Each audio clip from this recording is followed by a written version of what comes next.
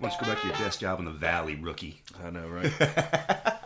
Hello, legions, and welcome once again to the What You've Been Watching podcast. I am your host, the marvelous Mike Dudley, joined as always by my co-host, cohort, and youngest brother, MD3 Marcus Dudley, checking in on the YOU. What is going on out there in podcast land? We are broadcasting live from just outside the brand new LED lights at Doak Campbell Stadium on the south side of Tallahassee, Florida.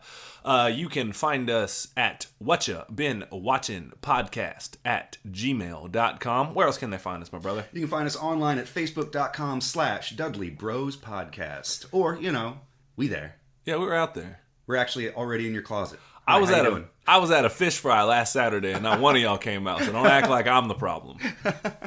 Also, shout out to Kesta for our opening theme song. Always bright, always a banger, always a pleasure, always gets us in the spirit here at What You've Been Watching. And we also want to give a shout out to MK Dudley Art for the wonderful banner, the wonderful thumbnail that enticed you to come click and hear our oral goodness. That's right. So what's going on with you, my brother? Man, oh man, dog days of summer, ain't it? I don't want to be that podcast that turns into the weather, but, you know, we already been there. Two people in their 30s talking about how goddamn hot it is. I'll start. I was mowing the lawn the other day, and I had to change my shirt immediately afterwards, and my boxers, because I sweat through my own testicles. What about you? I also was mowing the lawn at the lovely Liz's house, and I got about halfway through it and thought, well, damn, I don't even mow my lawn at my house. Why am I doing this over here? And then I remembered why, and I was like, oh yeah, that's the price you pay. Yeah. No, that is the price you pay. She was very giving last night, so... You see Stan over there? He's paying right now. Listening to old Wendy's bullshit. Anyways, no, it's been crazy hot, man. Like, anything you do is just, like, a wrap-it-up quick moment. Like, fuck this, man. It's that wonderful time of year where, like, you have all these people who, like, emigrate to Florida from other places, you know, typically up north or whatever, and they're always like, oh, I just thought Florida was beach weather and it's going to be nice all day, and it's like, oh, sweetheart, we don't go outside during this time. Like, nah, man. If you ain't posted up somewhere with AC and a glass of iced tea right now, you're doing it wrong. Yeah, no, for real. It's so hot that, like, for real, how hot is it? I don't want to hear people bitch this winter. Like, oh, it's a real cold winter. I don't want to hear it at all. It's global temperatures reaching all new highs on record, and I don't want to hear shit about how cold it is this winter. Just endure it. Just shut it up. Enjoy hoodie weather. Wrap up. Wear three of them. That's just going away soon. That's right. Hot chocolate. Put some Kahlua in your coffee in the morning. Shut the fuck up about how cold it is. Park it up, baby. Let's do it. There you go. Don't forget your mittens. It's gonna be a cold one. That's right. Well, people do not listen to us for weather. Oh, I forgot. I know, right? We could keep going. Because there's the thing about the weather, is it's going to be a certain way, and then it's going to change. Right. You know what I'm saying? Right. But then you're going to wake up. You know how, like, one day it'd be one way, and then the next day it'd be something different? Or within the same day. Right. It's kind of like it'll be hot, like, in the morning. Right. And then it stays hot. Right. And then it's like at night it cools down. It's kind of like that, you know? Well, I guess we best get on now. I can't wait for all of my conversations to go like that in probably like the next 15 years. Well, it was good hanging out in like a Home Depot parking lot. No, not even the parking lot. Like in the middle of the aisle, like, Jeff, I ain't seen you in a minute. How you been? Just both of you going opposite directions, blocking the aisle. Can't nobody get through and find the light bulbs that they need. You guys just catching up on the past 25 years because you ain't seen each other since middle school or whatever. Well, we don't get that far because all we can do is talk about the weather today. But that's not why people tune in. We'll get there yet. That's a podcast for down the road. Two old men. Yeah. What you been watching, my brother? That's why the people tune in. Oh, my man. Let's see. What have I been watching? I watched the classic Talladega Nights recently. I fucking love I know Talladega you do, Nights. and that's why I wanted to talk about it with you, because I know your love and appreciation for this movie. I like Adam McKay a lot, and that movie, I'll try my best not to just quote it the whole time. But yeah, go ahead. What are your thoughts on it? It's very difficult. What are your thoughts on Talladega Nights, man? I mean, I think it's probably the strongest showing between, John C. Reilly and Not Ferrell? Will Forte. Will Ferrell. Will Ferrell. Will, that's a different movie, but that's That still is a watchable That's movie. still a watchable movie. Willie Forts is up on the. He's working his way to getting up there on the wall. But yeah, I think it's probably. I mean, obviously Step Brothers, but I think Talladega Nights has a little bit more structured plot line, a little bit more, opening act, first act, second act, third act, closer. That's true. I think Step Brothers tends to ramble a little bit just to squeeze in joke after joke after joke. Step Brother has a lot more heart, though. I agree. A lot more heart. I think it's a lot more heartfelt. But I mean, the whole premise of that movie is just, okay, so we're just going to get you guys together again and just have you guys just riff for the entire movie, so because you're wonderful at it. So, whereas, again, I think Talladega Nights was a little bit more bound by script in terms of like, okay, guys, we've been talking about duck poop for the past 20 minutes. I really need one of you to say, I'll see you at the race, right? You know what I mean? Right. That's kind of apparently how it works according to all the behind-the-scenes features that I've listened to and stuff. Because he just rolls on everything. He sets up 2 cameras, and then he just rolls them all day, and then he just stands off camera behind it and just like yells, hey, say it, say this, say that. And the whole job is to try to like one-up each other. Right. And then eventually somebody says something so funny that like they all crack, and then somebody will say something and you feel bad. You're like, that wasn't as funny. But that's just so... I think he said something along the lines of, if the film that he left uncut for, I think it was Step Brothers, it could have like wrapped around the globe. I don't know how like serious he's being, but apparently he just rolled and just... Yeah. So no, I would agree that Talladega Nights is a little more structured, but Step Brothers is my favorite of the 3. Oh, of course. Of the 3, or I guess 4, Adam McKay, Will Ferrell ventures, it started with really SNL, but then it was Anchorman. Right. And then Talladega Nights. Yep. And Step Brothers. Anchorman 2. No, the other guys. And then the other Anchorman guys, 2. that's right. Yeah, 5 of them, yeah. And then technically, I guess you could throw in Holmes and Watson. That is not an Adam McKay joint. But still, Johnny Riley's and Yeah. Which Will Arnett movie. Yeah, I know. John C. McGinley and Will Arnett. I'd watch that movie too. I would watch that movie too. Why are we not pitching for Hollywood now? I don't know. Oh, no, but what'd you think about Talladega Nights, though, man? We're getting off topic already. I mean, of course I love it. I don't want to just sit here and run through quotes. Go ahead. Go ahead. Don't you put that curse on us, Ricky Bobby. Put that evil on me, Ricky I hope Bobby. you both have strong, masculine sons. He says articulate sons. They have their legs taken away so that you can know a fraction of the pain I feel right now. Yeah. There's me being an awesome manager. When we had my team at work was a little bigger. We had like, I think it was 5 or 6 it was like 5 of us. 2 of the guys kind of got in a joking argument and tension started to rise. And my job is supposed to be like, hey, calm it down, and you diffuse the situation. I literally sat back and said a line from Talladega Nights, and I clapped my hands really loud a few times. And I'm not going to do it for audio reasons, but clapped my hands loud a few times and said, "Get you some boys, turn up the heat."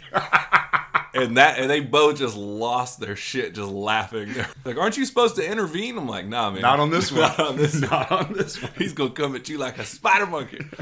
So that saying has been said at work now all the time. Anytime me and the fellas kind of start to bust each other's balls and one person starts to cross that line, it's immediately a, get you some boys, turn up the heat. So that's the whole scene. I'll scissor kick you in the back of the head. And I threw Grandpa Chip's Bohr medals off the bridge today. Those were my World War I medals. Your boys are terrible, yeah. My friend, he's my coach. Talking like winners. He's talking like, they get to talk to you however they want. And the next line that you're about to say, I have a folder on my desktop. One of my coworkers, big shout out, I consider him a friend, this guy Clint. And on the folder, it just says Clint equals bag of bones. And I forget that I sometimes have to do a presentation for all the new employees, and I forget that folder's there. And so people have asked me, like, what is the bag of bones folder? I'm like, don't worry about that. And the joke with Clint is every time we get into it, I go, you're just a bag of bones. The only thing you ever did was make a couple hot daughters. That is it. That is it. So me and him go back and forth on this movie all the time, just yelling, that is it. Hey, man, you want to come over and play G.I. Joes in a hot tub? Hey, remember how I hate you? Yeah. Big shout out to my friend Tom. I used to invite him over to play G.I. Joes, and he was like 45 years old when I was living in Maryland. Be like, Tom. I like to think of Jesus as like a Leonard Skinner concert, and I'm right up front, right? I'm wearing my tuxedo shirt, and I'm hammered, right? He says, because it says I'm formal, but I also like to party. And I'm hammered drunk. Oh, man. Yeah. The fact that his kids' name are Walker and Texas Ranger. If we wanted a bunch of sissies, we would have named them Dr. Quinn and Medicine Woman. It's such a good joke. I love when the kids are running rampant at Grandma's house and the big one's running through the yard going, anarchy, anarchy. And the little one comes behind. He's like, I don't even know what that means, but I like it. Yeah, exactly. Yeah, shout out to Jane Lynch. You're going to break us, ain't you, old woman? Oh, yeah. Like Wild Stallions. Like Wild Stallions. Now, shout out to Jane Lynch and also Leslie Bibb, who plays Will Ferrell's wife in that, who they crudely paste over his photograph with John C. Reilly's face. He's like, I've been gone for like an hour. when they kick out Will Arnett, and then they just tape John C. Reilly's face over the wedding picture, like not even under the glass, like didn't take the picture out, literally just taped it over the glass. It's such a good joke. And it's his like headshot with him with his racing glasses and his hat on, like just crudely cut out. Oh, it's so good. That movie is it's the shotgun method of jokes. It's just one right after the other, right after the other, right after the other. If you didn't like the last one, literally wait 3 seconds. Yeah. They're going to do a new one, or they're going to build on it and make it so ridiculous that you have to laugh at it. It's a very yes and yeah. Shout out to an Amy Adams, 6-time Oscar nominee Amy Adams. I forgot about that. I don't think she's won one yet, but no, she won for Annihilation. No, nope, not in that movie. That was Natalie. No, Portman. That was Natalie Portman. That was Natalie Portman. No, nope, not adaptation. Arrival. That's it. Nominated. She never won. Didn't won. She went full R word. Also went home empty-handed. Michael. I think you and I saw a different version of Arrival. Yeah, maybe, possibly. But no, she's in that movie too, man. Yeah. Y'all don't be looking over here. We're gonna be making animal noises. Yeah, it's gonna be passionate. Wow. So you can do it like that one girl in the Whitesnake video. She starts flipping her just flipping her hair on the table. Oh yeah, daddy like. Yeah, no, that movie's perfectly cast, man. Jane Lynch is his mom, and of course the incomparable, who I'm more than willing to give the underrated performance of the week to one Gary Cole, aka Lumbergh of Office Space. That's right. As Mr. Bobby, Ricky Bobby's dad. That's right. Well, I don't know why I said that. I was probably drunk. Hell, you can be first. You can be second. Hell, you can be last. He's so good. I built my whole life around that. Well, that's not my fault. He plays grimy so well. Right. He really does. Yeah. Man. Oh, man. Yeah. Talladega Nights. Yeah. Great movie. I'm going to give it, let's see. I'm going to give it 11 corporate sponsorships. It's probably, the fact that they take a commercial break during that movie during a car wreck, which it was smart on Adam McKay to be like, hey, look, we're going to give advertisement in this movie. What's the best way to do it? Like, oh, okay. Race cars. Right. And he puts a Wonder Bread sticker on the front of his windshield. Like, he just advertises the whole movie, but it fits perfectly. Right. They do an Applebee's commercial right in the middle of a car wreck. It's brilliant. I'm going to give it the Pepsi 400. Ooh, the Pepsi 400.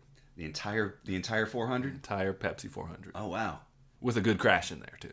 I thought you were going to say, if you're not first, you're last, but... Yeah, no. I'll give it the Pepsi 400. It's not quite the Daytona 500. I don't know, the Talladega 1200. I don't know. I don't know how they measure them and what cities they do. It could be the Bristol 5K. 1150? Yeah. The Bristol fucking Turkey Trot Marathon. I don't know.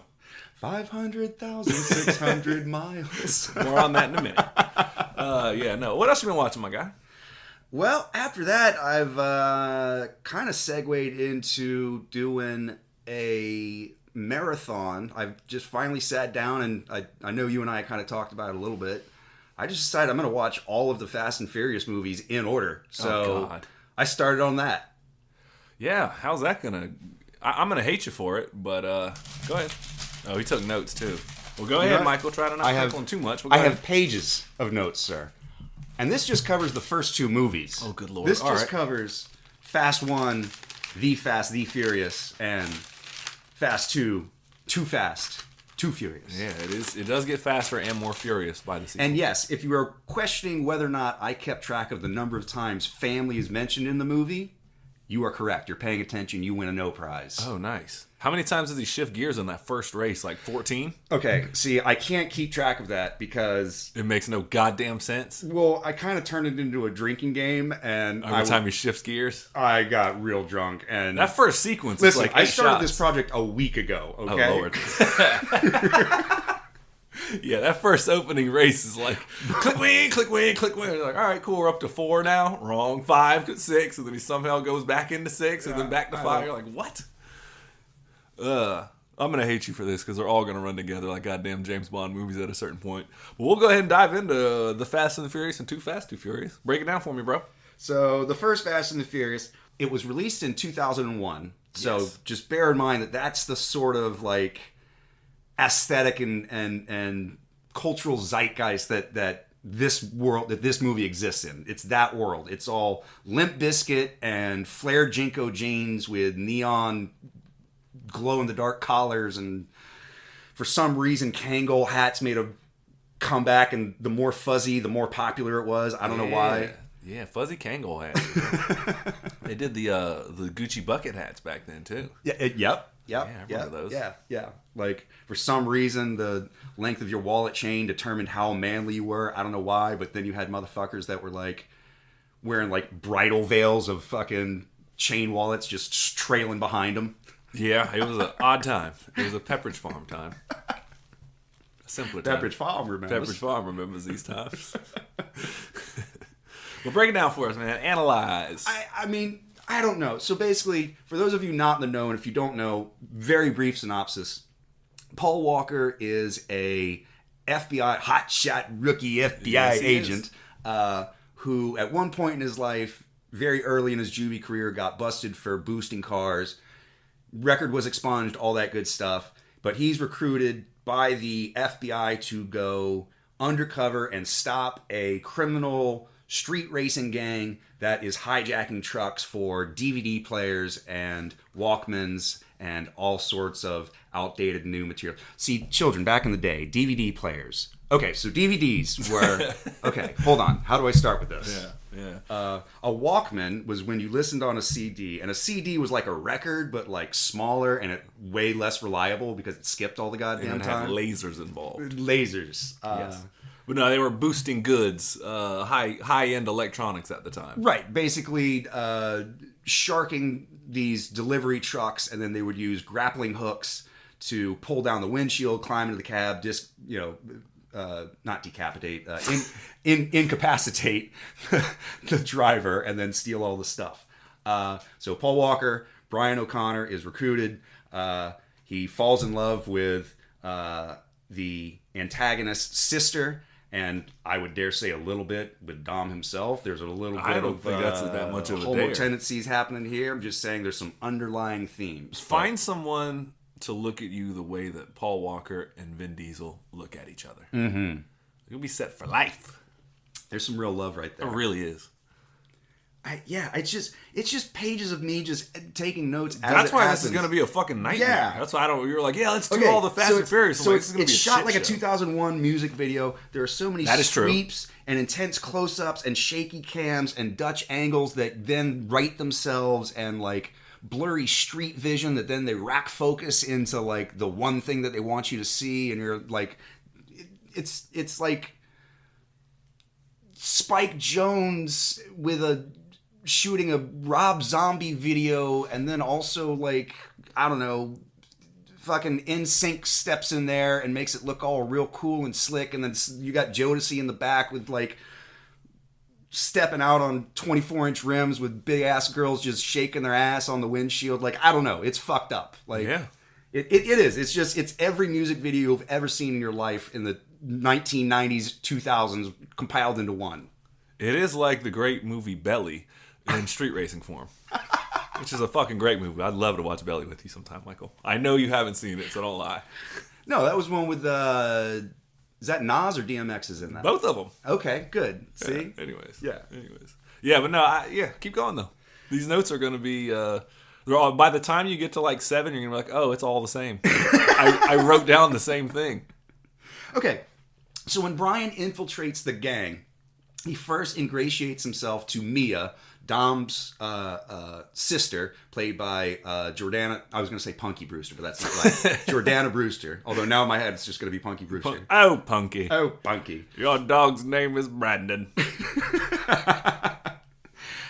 So sister to Dominic Toretto, who was played by the incomparable Vin Diesel, a.k.a. I Am Groot, a.k.a. That's about it. What was his name from Pitch Black? Riddick. Oh, hey, Riddick's my shit. Yeah. And that's pretty much it. That's pretty much the three things he's known for. But, I mean, the man's built a $1 million career on, like, the simplest of franchises. So, good for you, Vin Diesel. Man.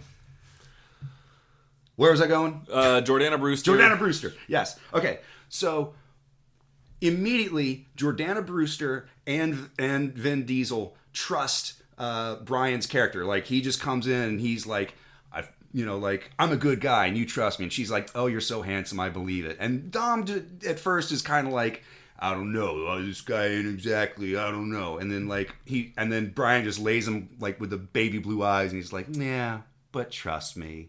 And then Vin Diesel's like, yeah, I trust him. He's good. I trust you. And the whole rest of the team is like, you're an idiot. We don't know this dude. What are you doing? And Dom's like, there's something in his eyes. I don't know. It's love. Those two. I mean, admittedly, Brian does do one simple thing. Like, he picks up Vin Diesel right before he's going to get picked up by the cops and just goes, like, get in the car, and they haul ass, and there's a very brief, like, car chase. And he was the only one that came back for him of his crew. Exactly. Yeah. And so, they have the line, like, one of the gang members is like, why'd you invite the Buster? And he turns around and he's like, because the Buster kept me out of handcuffs. Pretty much. Pretty good impression. Tonally. But still, like... Michael rolled up his sleeves for that, too. I gotta do it. I need a Corona. Where is it? Look. No, go ahead, though. But, like... So, like, I admit, okay, like, yeah, Brian is a cool cat. He helped you out. But, like, you're running a multi-million-dollar high-intensity thief corporation. You don't just let him in on the first one and be like, but he's a solid dude. Like, you gotta have some certain boundaries and, like, expectations of, like, maybe they're a cop. Yeah. Yeah. That goes out the window because the plot needs it to, though. Yeah. Let's see.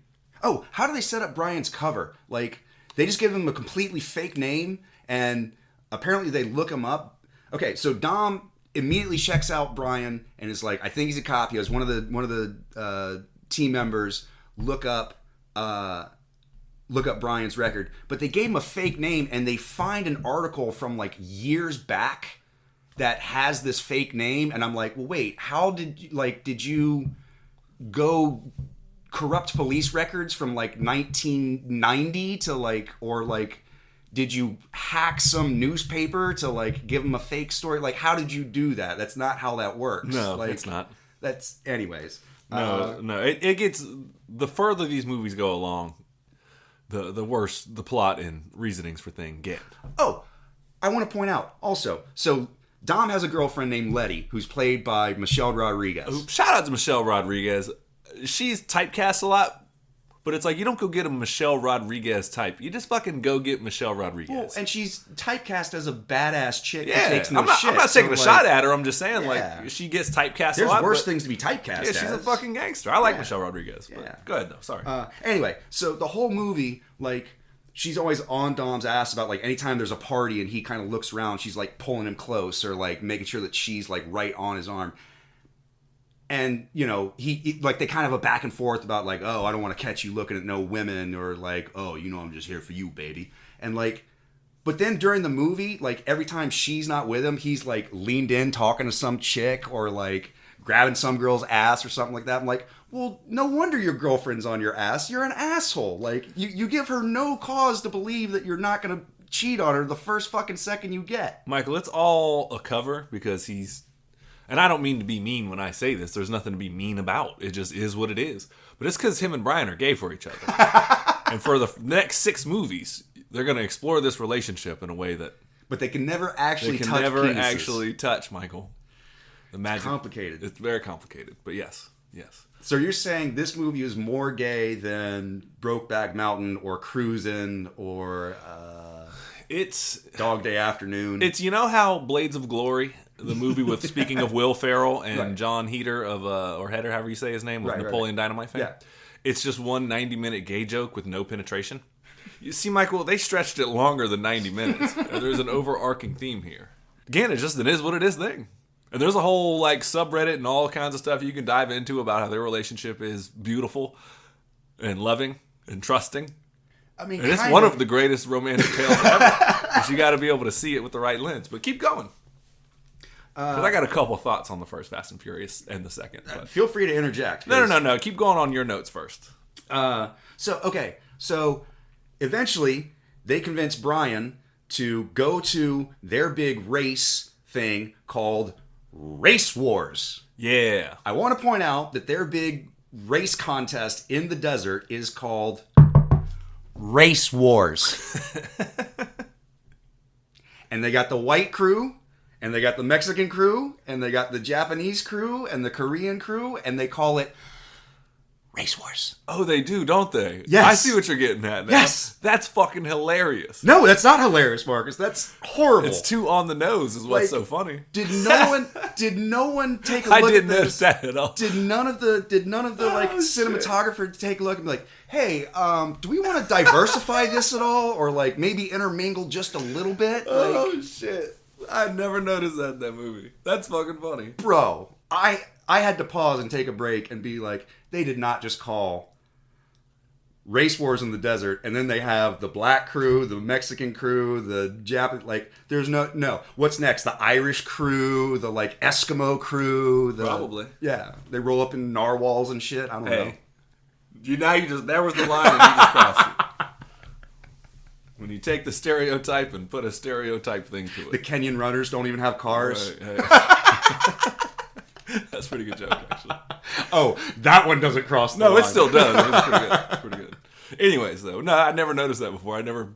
I just saw it as like, oh, automobile racing, but Anyway, where were we? automobile racing. Oh, yeah, that's right.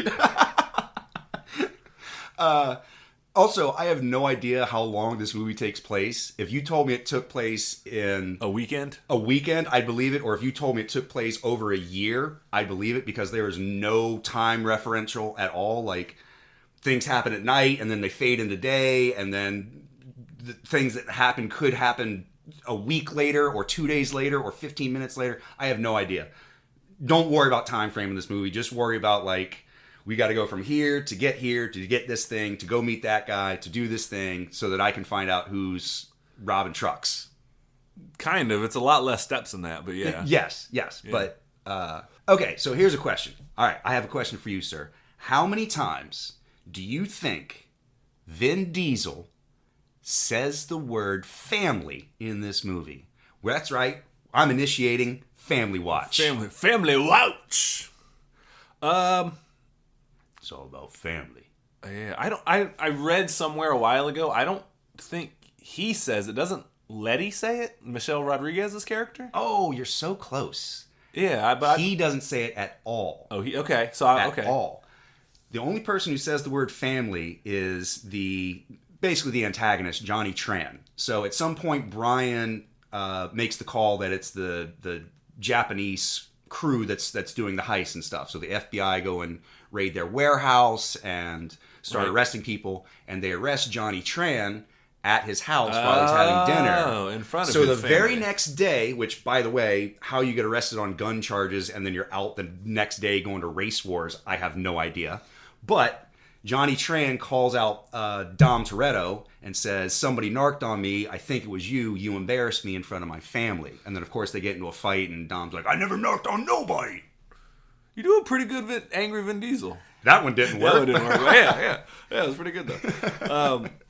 Oh yeah, okay. So Yeah. I wasn't too far. I thought it was Letty though for some reason. Michelle Nope, Rodriguez nope, character. nope. Which they even have a whole scene where when Brian is sort of ingratiating himself to the family, as it were, he's talking to Mia, Dom's sister, and he's like, so what's up with your brother and his gang? And she kind of laughs, and she's like, oh, a gang? They're not a gang. And he goes, oh, well, what would you call them? And she goes, well, they're kind of like a ... a team. Oh, man. And I was like, you sons of bitches. It was the Michael, perfect opportunity. The overall theme of these franchises have not set in yet. His team. It's too- It does not have the same team. Oh man. Yeah. So anyway. Cherish friendships. I live my life a quarter mile at a time with friends. With strong acquaintances. They're more friends with benefits, if you know what I'm saying. Casual business partners. It doesn't have the same ring. Business associates. It doesn't have the We're same ring. Facebook friends. Right. As classmates. All right, that's dead. We're done. Anyway, it's I don't know, it's basic. It's a basic cops and robbers story, just with the elements of like high speed chases and really tricked out cars. Which works. It really is. It's car porn for like for a cop movie. So it's a great combo and it works.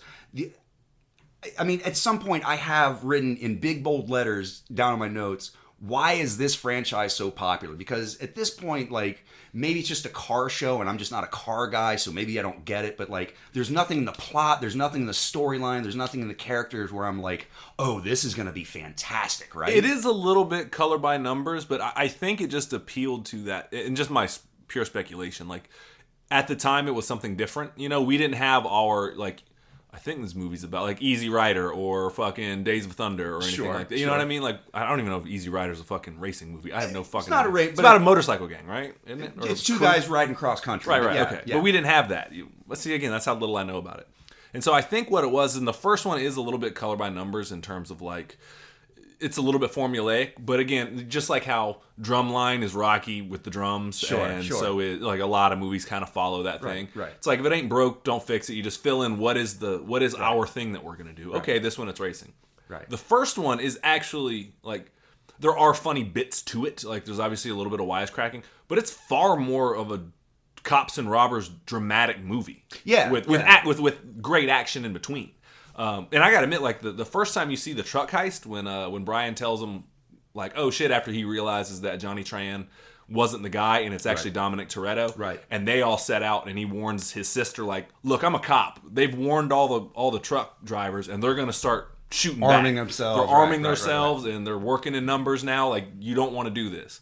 And she's pissed off at him. She's like, it doesn't matter. I'm gonna go off and save the day now. When he interjects in that heist scene, when they start like driving underneath the truck and shit like that, it's fucking pretty cool, man. I mean, the pod racing scene was pretty cool.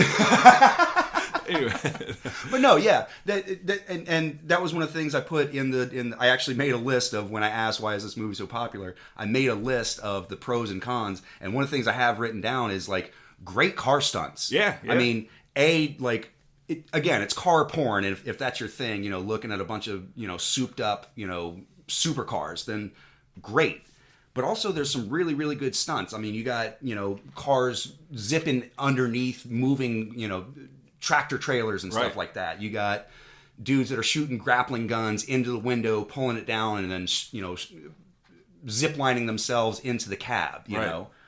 You've got people hanging off the sides, getting shot at. You've got people hanging out the windows, shooting guns. There's, you know, people doing 0-point turns where they just turn a circle and, you know, cut the cops off. You know, car crashes, all that good stuff. It's a pretty cool. I get it. I do. And they took their time on the choreography for sure.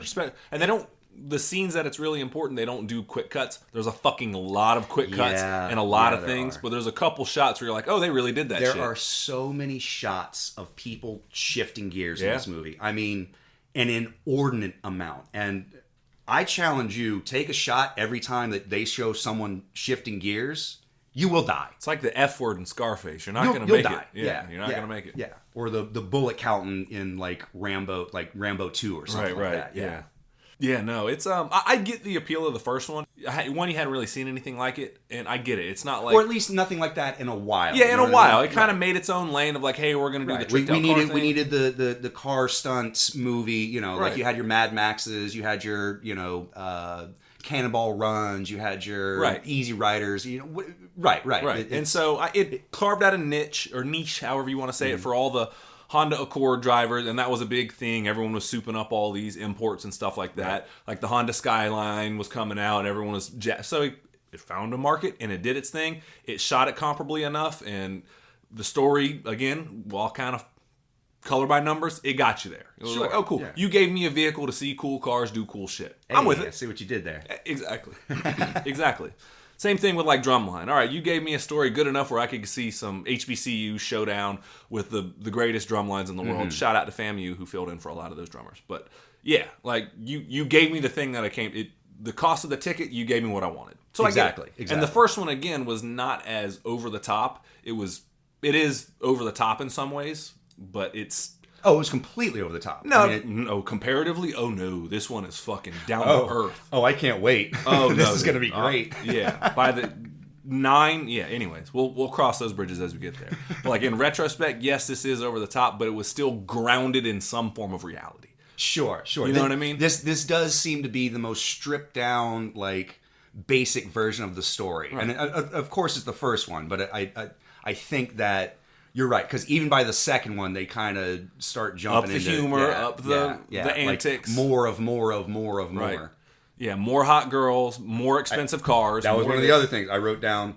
What the popular, the pros on this? They have great car stunts, hot girls, cute dudes, car show porn, gay undertones? Question mark. Ain't no question mark, baby. We're there, and I'm for it, by the way. And then just to balance it out, some of the negatives. It has a horrible soundtrack. It is very, very much rooted in the like late 90s, early 2000s music. Take that for what it's worth. If you don't mind hearing the thong song over the closing credits. It was the thong song over It was not. It was another Cisco song, but it's very similar to the thong song. Okay. Horrible script. I mean, just... It broadcasts a lot. And some of the lines that people say are just so cliche and so like, oh man, you couldn't have put just a little bit more effort into that and not had it said the same way that I've heard 100,000 times on like Skinamax, you know? Right. Let's see. It's like, hey babe, hey baby, and you're like, ugh. Right. Yes, that is how people talk, but it's just like. But when people when people in real life do that, they're doing it ironically. Right. They're trying to quote a movie. I don't know. Yeah, like, hey hot stuff, hey baby, and you're like, oh ugh. It looks cheap compared to now. I mean, like I said, it has all the budget of like time. But compared to now, oh yeah. I mean, this was maybe I'd be surprised if this thing cost them over $100 million. I don't know. I didn't do the numbers, and I refuse to. That'll be an interesting trivia question coming up. He never says family. Just want to point that out. This is just the first movie. Just first movie. Where are they getting all these empty streets in L.A.? I don't know where these places are, but every single race that they ever engage in, like all they do is just paint a red line that says "Do not cross," and like Los Angelinos are like, yeah, that makes sense to me. I'll totally respect that. No fucking way. Don't they just like circle off a quarter mile with like vehicles and pedestrians? Yeah, and then they keep telling people like scram, find another route, and no cop show up. Well, it is L.A. Never mind. That makes sense. Never mind. I'm going to go and cross that one off right there. Never mind. Right. Let's see. No nudity. Yeah, PG-13. You get one side boob. Mike, is this in the cons column? Yeah, because make sure. I mean, you tell me one situation where boobs don't make it better. Hard to think of. Mostly public places with children, but other than that, who knows? Funerals. Yeah, but even then, yeah, we'll see. But anyways, and you do get one wet T-shirt, so Hey, see, all right, there you go. And then big con, Brian murders someone at the end. Oh, he does, doesn't he? Yeah. He literally puts a Japanese guy in a motorcycle into a wall and is like, then runs off to chase after Dom and tells some upstanding citizen, hey, you call 911. And I'm like, oh, because I'm stuck in traffic. So the first thing I want to do is like spend the rest of my day being like, well, officer, he was white, blonde, blue-eyed, pretty. So I'm sure you're going to get real on this right now. The poor Japanese guy's like, I'll never walk again. Oh no, he's dead because he goes up and somehow checks his pulse underneath a helmet. I don't know how you do that, but he's leaking blood all the way out. He's like just splattered against the wall. He's like, I think he's dead. You think? Yeah. So, and then he lets Dom go for some reason. Like, I have no spoiler alert. Sorry, on a 22-year-old movie at this point. The moral of the first one is like ultimately American muscle beats Japanese cars in a quarter-mile race. That's all you need because as long as you got a straight line. I'm not gonna lie though, when he fucking jumps in that car, I think it's a Charger, I believe, right? Or a Challenger? I can't remember. I think it's an SS. Sure. I can't remember it. I know somebody screaming, "Oh, this is my dream car!" But when he fucking takes off, also, shut up, nerd. yeah, right? But when he takes off and pops that wheelie with all that raw American power, that shit was gangster. Yeah. And then he launches it over the railroad tracks, and like he beats the train, and he smashes down. There's just sparks everywhere. Brian catches up with him. They have the like nod of respect, and then all of a sudden Brian's eyes go wide, and he looks right, and the fucking Kia Sportage smashes into him, and the car just flips. And I'm like, no, that Kia Sportage would have exploded. It would have gone up in a big ball of fire. Dom would have been like, "That's why we have family." That's right. Yeah, no, that scene was pretty cool though. I did like that. So what do you rate it? Or do you want to go into the second one too? Oh, I'm going to go into the second one because, again, I have notes for today. More notes. All right, well, let's pick up the pace on it then. All right. Do you want to review the first one there, or do you just do them both at the end? Well, I'm going to give the first one no family. No family. No family. You did not. You are not very favorable to this. I will give it one positive race war. even in fiction, like this race war turned violent very quickly. I will give it 6,000 torques of a wrench. That's a lot of torques. It's a lot, yeah. I mean, you don't know what the scale is. Once again, it could be over 1 million. That's true. That's true. How many? What does he say? You owe me a 60-second car. A 10-second car. 10-second car. Right. He's like, this is a 10-hour car. Right. Whatever. Right. Yeah. I'll give it a That's a fair. Yeah. Given that reference, 6,000 torques of a wrench. I'll give it an 11-second car. All right, there you go. It's an 11-second car. All right. That scales it down.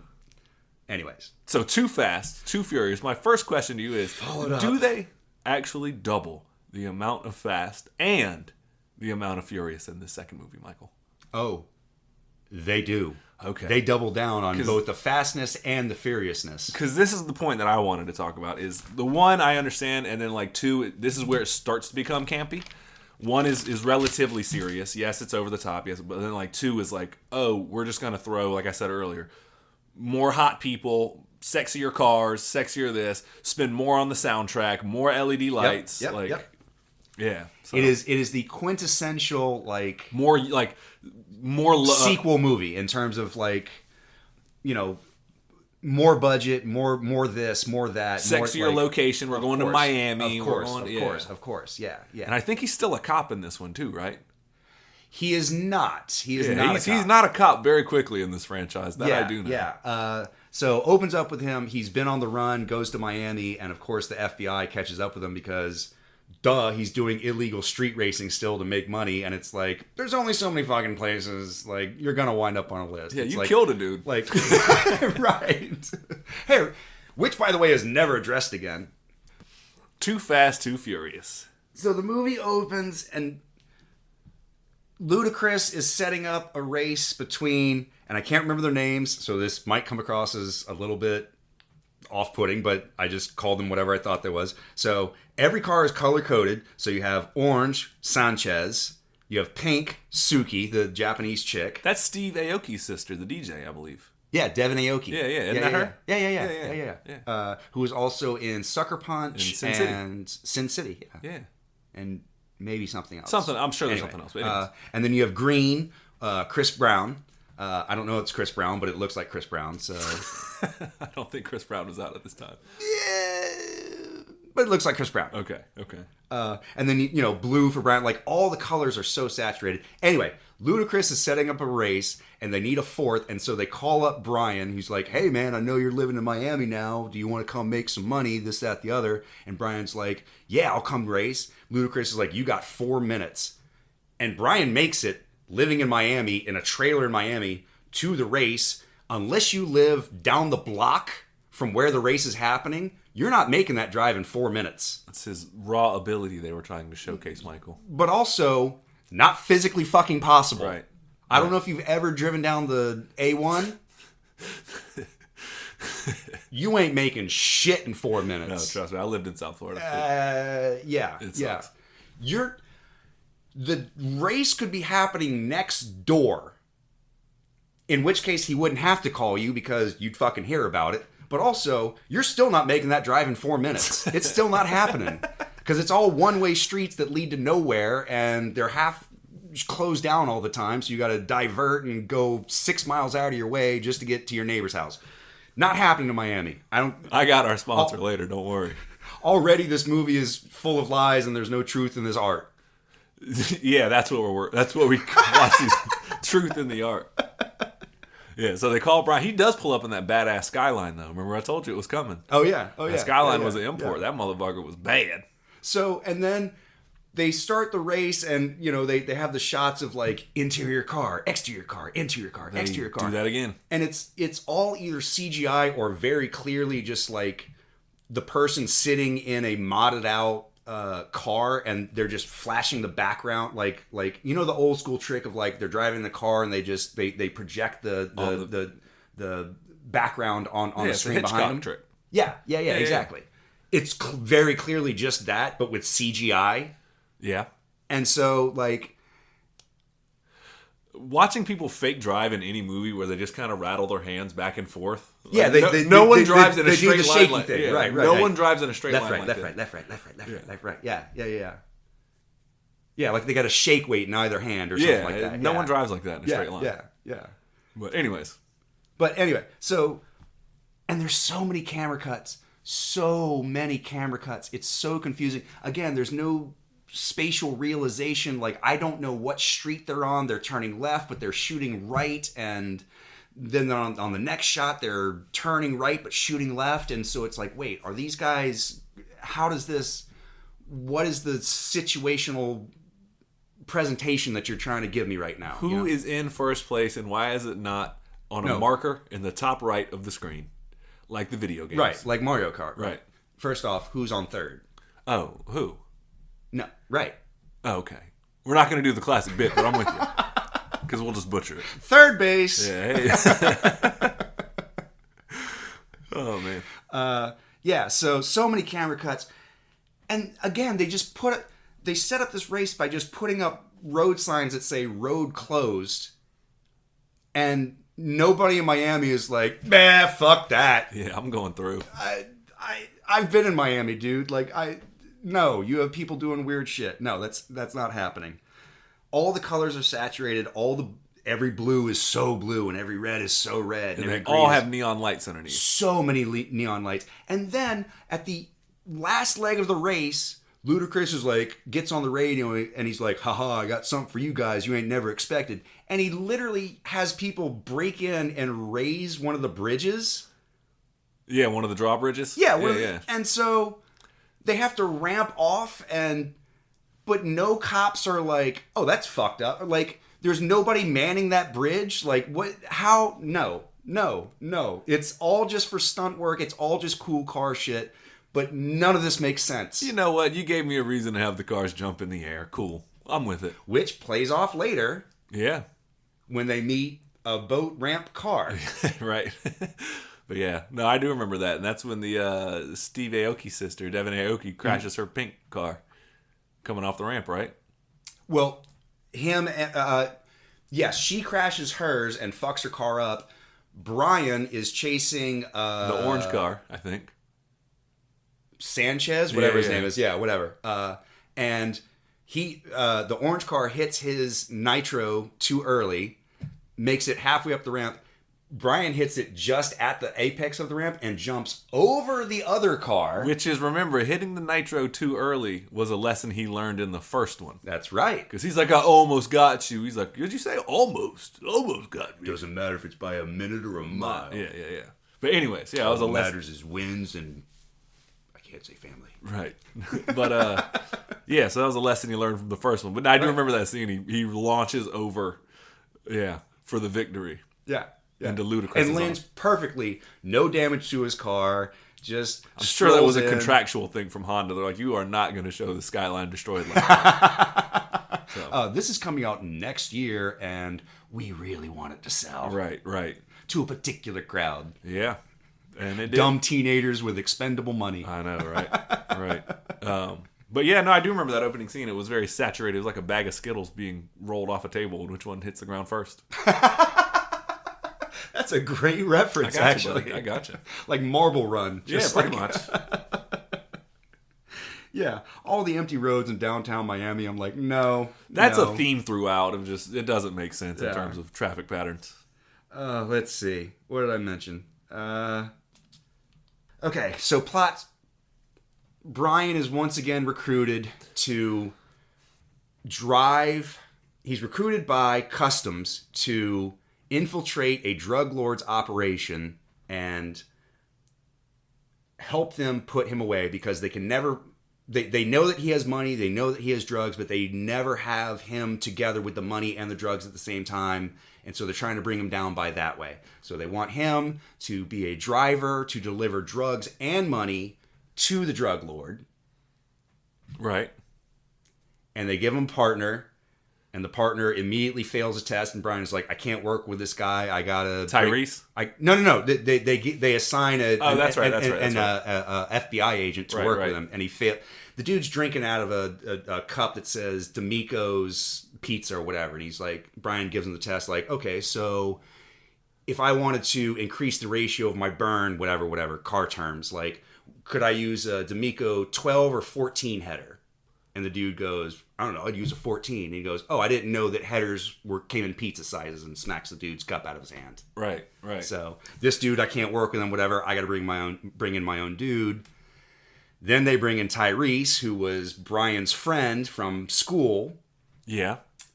This whole franchise will just retroactively bring in connections. I can't. Like, people have brothers, I'm not going to say whom and how, but people have brothers that are just never mentioned until they become a part of the plot line and all sorts of shit. I am sweating trying to explain this plot line to you guys. I know you are. I want you to, like, I keep rolling up my sleeves, but also the spirit of Vin Diesel is entering me, but I'm overworked trying to explain to you. None of this makes sense, so I'm trying to burn through it as quickly as I can. Yeah, they do bring Tyrese in. So they bring in Tyrese because John Singleton. Because John Singleton and... Which, rest in peace. Yeah, of course. Yeah, sure. But, so he grew up with Brian.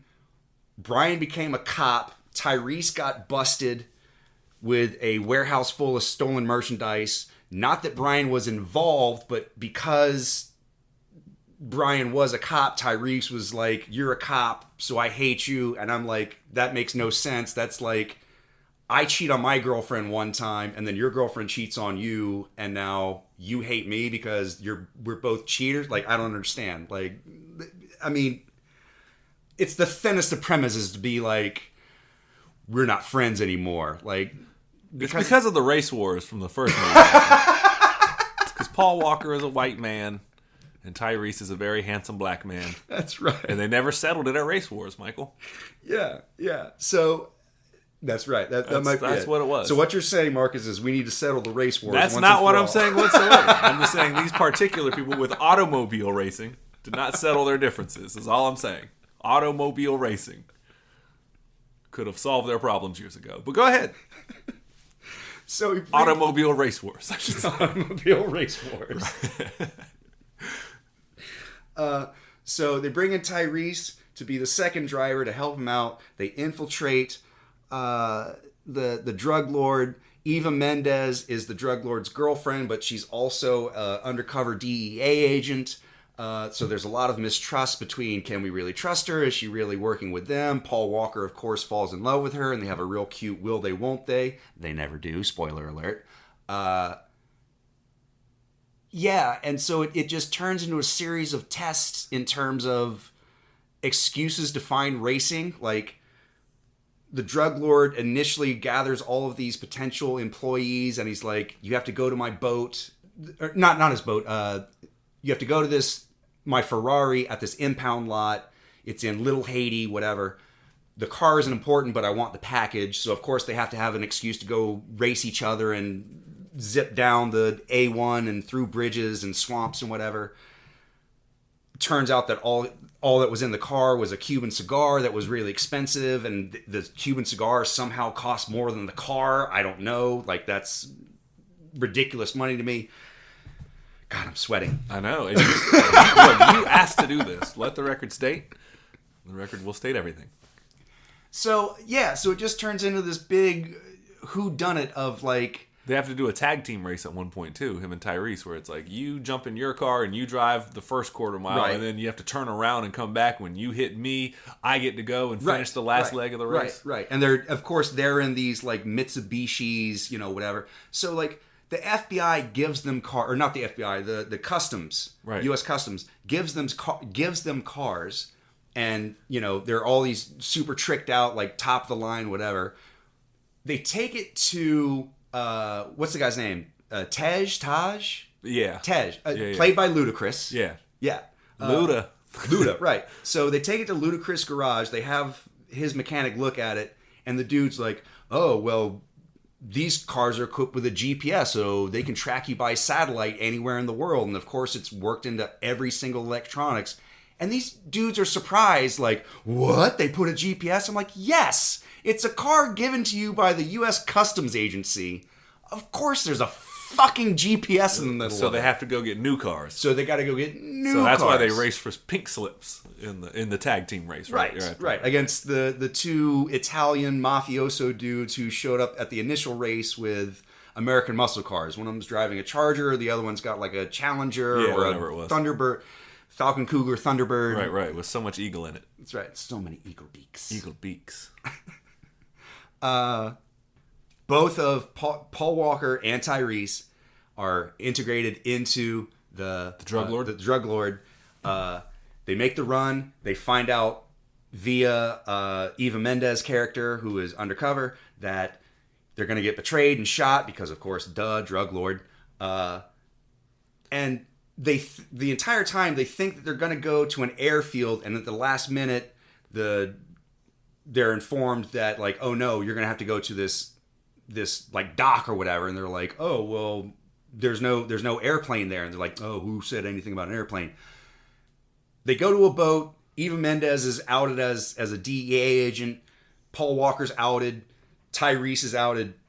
Mayhem ensues. They take Eva Mendes on the boat. Paul Walker jumps an American muscle car onto the boat to save Eva Mendes. It's insanity. Also, shout out to James Remar, who plays a character in this because he's amazing. Just wanted to get that out there. What else has James Remar done?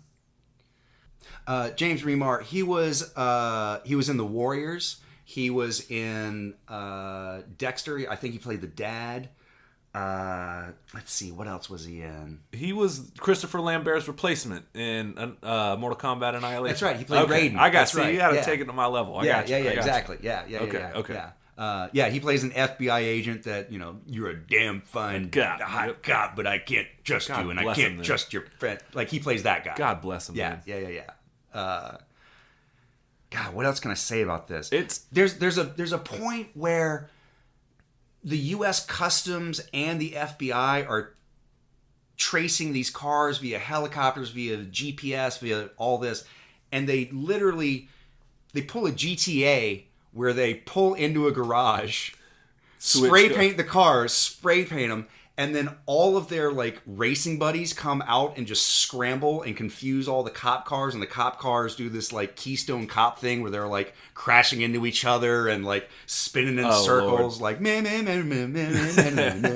like, and like they all just scramble, and so then Paul Walker and Tyrese hop into new cars and take off, and nobody's the wiser. It's this really weird, like, all of those people would be arrested. And the way that they keep trying to stop all these cars is that they have helicopters swoop in with EMP dart guns. Oh, yeah. To, like, tranquilize the cars? Basically, yeah. Like, they're these big, like, trident. Right. Darts. Yeah. That have, like, a battery attached. And they're supposed to, like, electrically shock the car. My question is, you have rubber tires. You're shooting a dart. Doesn't matter what the battery charge is, as long as it's not grounded. how are you stopping these cars We ain't with rubber tires? We ain't scientists. Apparently, neither are the people who wrote this movie, because that was my immediate thought was, how are you how is the car grounded? Like, I could understand if it was like attached to a patrol car and it was like a cattle prod thing or like something like that, but just darts, and they're like, everybody's like, oh no, grr, oh no, my car's dying. And Paul Walker reaches out at some point and pulls one out, and I'm like, oh, so this thing has enough power to stop a GTA 800, whatever it may be, or a Mitsubishi Evo Lancer with Right. thousands of wattage of electronics going through it. But he can just reach out, wrap a towel around his hand, and grab it. I can't take a pizza out of the oven like that, Michael. Right? Like, that does not make sense. it does not make sense. Yeah. No, all that being said, all the plot and everything, you're starting to pick up on the trend, Michael. And the first one was one thing, pretty straightforward, pretty color by numbers. I understand it. And then 2 is like, even the most silliest frame plot, we're just gonna find these framing devices to get ourselves into these situations where we have an idea. We need a for race. We need to jump the car. We need to just more. And it doesn't fucking matter. And this is the beginning of it not fucking mattering. Sir, I can't wait. Oh man, I won't spoil it, but I'll say this. Remember well this version of Ludacris. This version of Ludacris runs a garage. Not an incompetent fellow. Seems to be pretty business savvy and smart. They make the line that like he's the dude to know in Miami because he's got his fingers in a lot of pots. Yeah. Like he's got his hand in everything basically. Yeah, no, it's pretty. But again, pretty sharp cat though. He runs a garage. He can hook up some cars. He's willing to call in a favor. Yeah. Like, hey, I need you to organize a street races. Need you to take a minor felony charge for me. Right. Do a little pinch for me. Yeah, no, but sets to organize a street. Just remember this version, because when he comes back in, not the same character whatsoever. Nor is Tyrese's character. Well, he kind of is. He's the only one that has some continuity. Which, by Brian the way, is no longer like, it gets off the fucking rails immediately in the soft reboot in 4. And then by 5, you're like, oh, this is a whole fucking the crew. It's absurd. It's absurd. Which, by and the this way, is the beginning of it, but this one is only as bad as what a lot of sequels do. Oh, well, that one was a hit. We'll just do the exact same shit. Right. We need more plus shark. More. We need more budget. We need more explosions. We need more sexier locales, which we talked about earlier. But yeah, so. yeah. Right. What's sexier than L.A.? Well, Miami. So right. let's go to Miami. Right. Yeah. So this is the beginning. Hotter of it. girls. Cuter dude. I mean, Tyrese full on takes his shirt off at one point just to punch a window, and Paul Walker's like, it was unlocked. Yeah, which I mean, Tyrese like objectively is just a fucking great looking dude. Oh, I'd back up on it. Like he objectively, it's kind of like looking at Margot Robbie. You're just fucking beautiful. Right. Right. We're not playing the same game as you. So. Right. Plus, he sings and all that shit too. So it's sings. Yeah, quote unquote. Yeah. But yeah, what would you rate Too Fast, Too Fair? First off, before I do that, rest in peace, John Singleton, for real. Oh, directed by John Singleton. It was written by some of his guys and one of the guys who co-wrote the first Fast and Furious.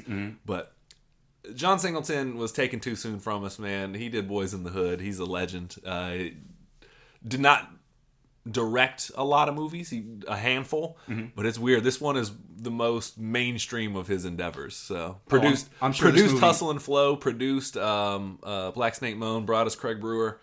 Love him to death, but yeah. So rest in peace to John Singleton on this one. So yeah, man, for sure. But what would you rate Too Fast, Too Furious? Oh man! Remember, Michael, it is double as fast and double as furious as the first film. And also, how does Tyrese steal the money at the end? Somehow he just ends up with he lines his. Brian's has a car filled with money, and he lines his entire. Tyrese has this whole thing where he's constantly trying to, he's a kleptomaniac. Like the first time they meet the drug lord, he tries to steal his cigar cutter. Right. It's like a solid gold cigar cutter, and he gets caught, and then he keeps trying to pocket he pockets a gun or something like that, and the cops catch him or something like that, and then at the end. He and Brian are supposed to be making a run with a certain amount of bags in the car. I think it's 4 bags or whatever. Right. Whatever. At the very end, Brian turns in his money, and then Tyrese is like, so we're good. We did this so you could clear our names. Our records are clean, yada, yada, yada, whatever. And the cop's like, yeah, you did your job. I'm pretty happy with that. James Remar is like, I'm pretty happy with that. yeah, you guys fulfilled your bargain. So Tyrese immediately walks to his car, picks out the bags and sets 3 more bags down and goes, I guess it was 6 bags instead of 4 or whatever. Right. You know? And so as they're walking away, him and Paul Walker having a moment, and Paul Walker's like, hey man, you know, I think you should come kick it in Miami with me, this, that, the other, you know, like I could use your help. We could set up a garage. And Tyrese is like, set up a garage with what money? Hey, cuz, pockets ain't empty. And Tyrese lifts up his shirt and says, and we ain't hungry no more neither. And he's got just money strapped in. Right. As if the police aren't going to count every single bag in that. So, and be so like, Paul Walker stole a bag and Tyrese stole a bag? Yeah, and yes. stole, As if they're not going to count I the remember money. that. We ain't hungry no more neither. Right. As if the police aren't going to count the bag and be like, all right, so there's 3 million in this one, 3 million in that one, 3 million in that one, 2.8 million in that one, 3 million in that one, 3 million in that one. Like, wait a minute. Hold on. Right. No, I got you. Hey, whatever, though. Whatever. Like, whatever. So what would you rate Too Fast, Too Furious, Michael? I'm going to give it 1 Eva Mendes. That's a really good rating. Yeah, it is. It's a very specific moment in time, but it's a very good rating. She's still married to Ryan Gosling, too. Is she really? I think so, yeah. Yeah. Oh, we'll check on that later. I will give it 6 import cars. 6 import cars. 6 import cars. Okay. 6 import cars. Again, you don't know the scale here, but it's not that great of a rating. it's a C. Comparatively to import cars? It's close to a C. Well, we are going to take a short break. We are going to thank our sponsor, Traffic Circles. Traffic circles. Traffic Circles. What are those? Because Fast and Furious movies don't happen with them in them.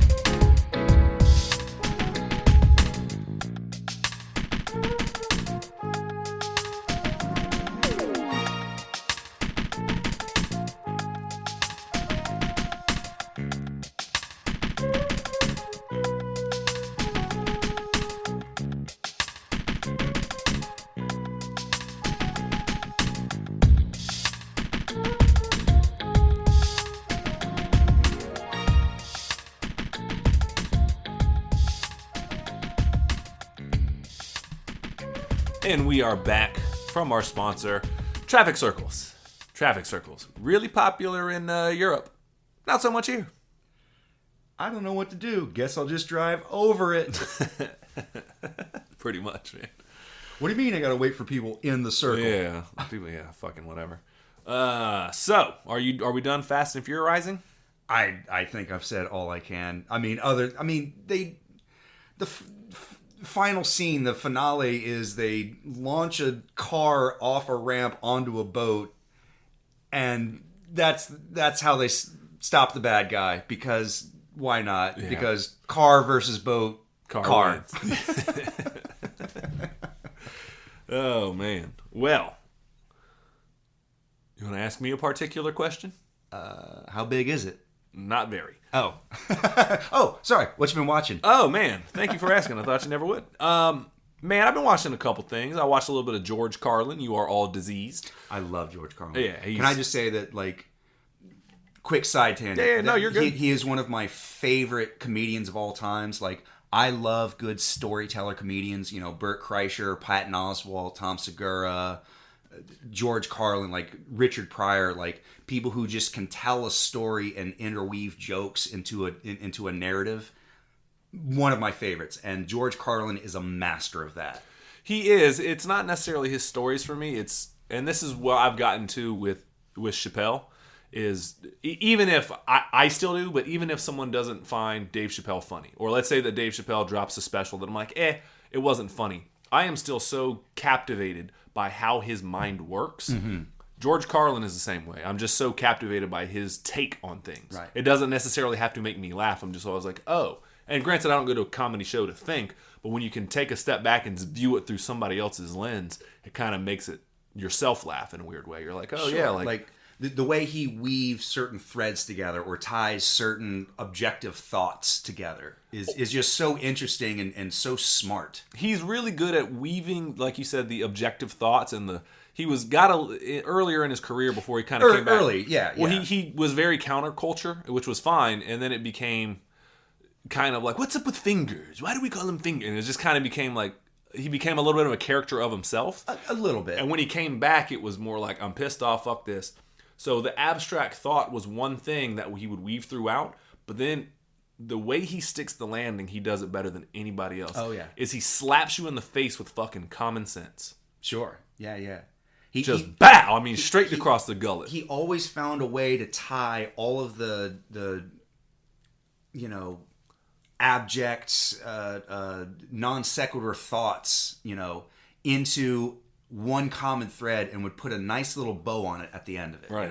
Like he was a master of like taking you down these weird little paths, and yet somehow the hedge maze all made sense. It's a really good way to put it. So yeah. I don't remember all the bits from it. I just put it on while I was working and just was like taken away. Just look up the meme of old man yelling at clouds. It's probably pretty that. George Carlin. Yeah. Yeah. No, he was. Yeah, he spoke on religion, which he does a lot, and all. It just kind of. It's very holier than thou, a lot of his shit, but not in a braggadocious or certainly not a religious way. But it's just like, you fucking people are idiots. I am too, but sure. Why is it not this? But I think... Why are we so stuck in it being this way? Why are we so stuck on... He looks at the bigger picture, and I know Bill Burr has said something like this recently in the terms of like, it doesn't have to be like this. In order for a CEO to make a you're the CEO of a company. So to shave every fucking dollar, you send all the jobs overseas, and then to save that money, you could just let us, the consumer, get it at a lower price. But no. Right. Or you could make it in America, but then you won't get your $1 billion profit. It's just you would only be 100,000 air every year, and it's like, it doesn't have to be like, you don't have to outsource this like shit to you're miserable fucking people. You're shaving off your own ethics and consistently following the bottom line just to accumulate more money that you're probably not going to be able to spend really anyway. Yeah, like for what? Like, it doesn't have to be like at this point, you're a dragon hoarding gold, Yeah. I think very much George Carlin he's very cynical. He's very... I think you talked about it a little bit. He is a little bit holier than thou, but I think kind of the point of being a comedian is you kind of have to be the smartest person in the room. Yeah. You know what I mean? At least present yourself as such. Maybe he came across a little bit more condescending than was necessary, but I think that he earned that. It wasn't necessarily that he was condemning the audience. He was condemning all of humanity. Like, yes, we're all fucking idiots. We all have no idea. He definitely... And the fact that like we allow these stupid scenarios, these stupid cycles, these repetitive algorithms that benefit no one except a very small percentage, and the fact that we just keep buying into it because, now my peanut butter comes in creamy or crunchy. Right. That's a good way to put it. Yeah, it's and it's just ultimately like, it just doesn't have to be like this, but yet we just fall into these cycles. So I'm not want to sit here and quote a bunch of bits, but I took myself on a little George Carlin trip, and I enjoyed every second of it, man. I'll give it the highest rating possible. I'll let you fill in 5 mics from the source, fucking 4 stars from Rolling Stone, whatever the fuck it is. Yeah, it's George Carlin at his best, man. Right. So, also saw a movie. I think I've talked about it once or twice before. It's called True Story. It is the story of a writer. His name is Michael something. I can't remember it. But Michael Cocksmith. Sure. Okay. But he used to work for either the New York Times or the New Yorker, very prestigious. Sure, one of those upper echelon, very prestigious writing gigs, and was like an award-winning writer. And the movie starts with him going to some war-torn country in Africa, and he talks to a bunch of child soldiers and stuff like that. Who's in this? It's James Franco and Jonah Hill. Oh, Yeah. Jonah Hill, and not in a comedic way in anything. This movie's not comedic at all. so it's less super bad, more like Just- Moneyball or Wolf of Wall Street kind of thing. Yeah. Just in terms of Jonah Hill performance. Yes, very much so. So Jonah Hill plays this writer, all right? Goes to Africa, he's talking to all these kids about, child soldiers and the horrors of war and all the things that they have to go through and this and that and the third. And he falters in the sense of he kind of does an amalgam of all the children and writes them as one person. So like one kid has lashes on his back. One kid had to walk 12 miles just to go to work, and then he got beat by his overseer. The other kid had this going on, and he wrote them all as one person. So just sort of condenses it into one like sort of fictionalized character. The name of the kid was real, but Right. But it wasn't his exclusive experience. He wasn't right. He didn't have all these direct experiences. It was sort of collective. Right. Yeah. Okay. And so he does that or whatever, and then ultimately the New York Times or whatever prestigious place finds out about it, and they call his bullshit, and they go, "Hey, we did some research. Did it happen to this kid? Oh no, I don't have my notes. It was this. It was I don't." And they pretty much out him and say, "Hey, yeah, you're fired." And he's like, "Can I just write an apology? Can I just?" And they're like, "No." He's like, "If you write a rebuttal or a retraction or whatever, I'm done. No one's gonna touch me." Right. And they're like, "Sorry, man. It's the fucking New Yorker. People would kill for time, or the New York Times, whatever the fuck it was. People will kill for this. You've done good work here. Sorry, it had to end like this."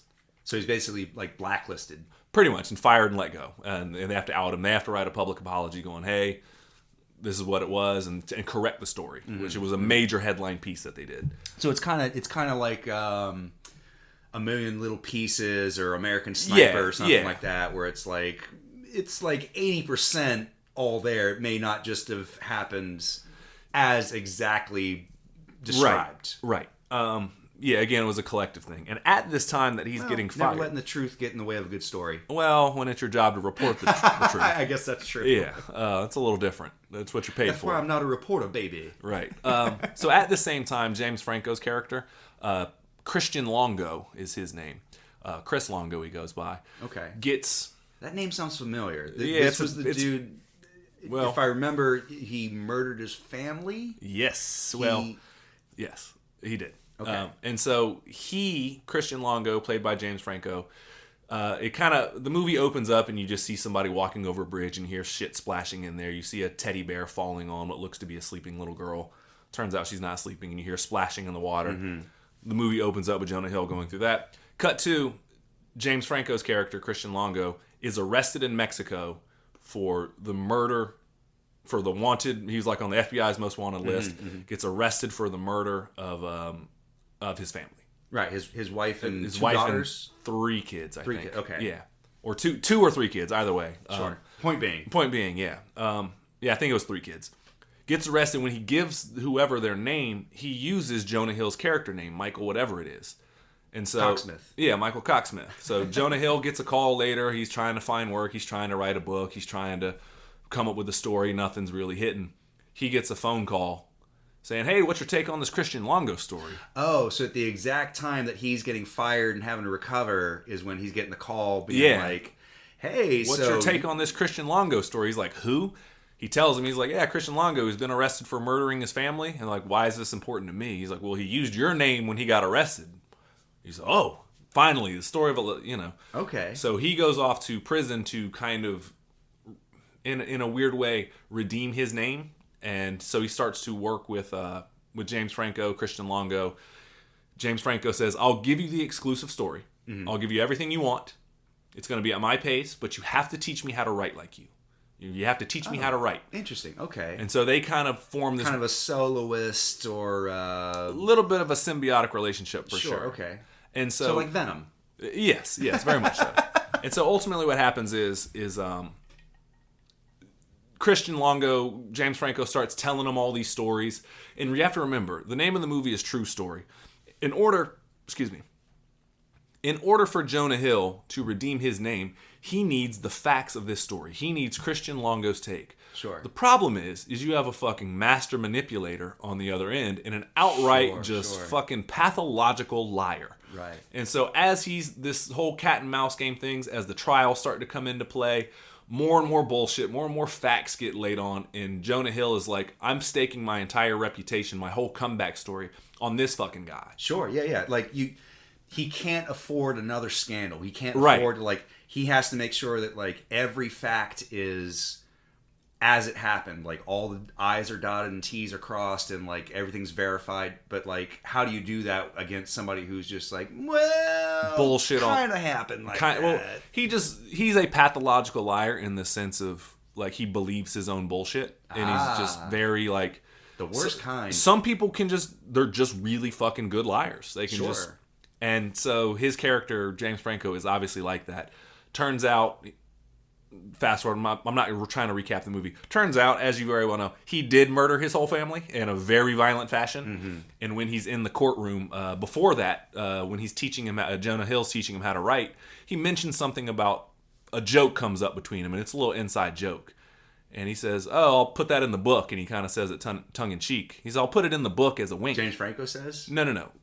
Jonah Hill says, "I'll put their little inside joke. Sure. I'll put that in the dedication as a wink."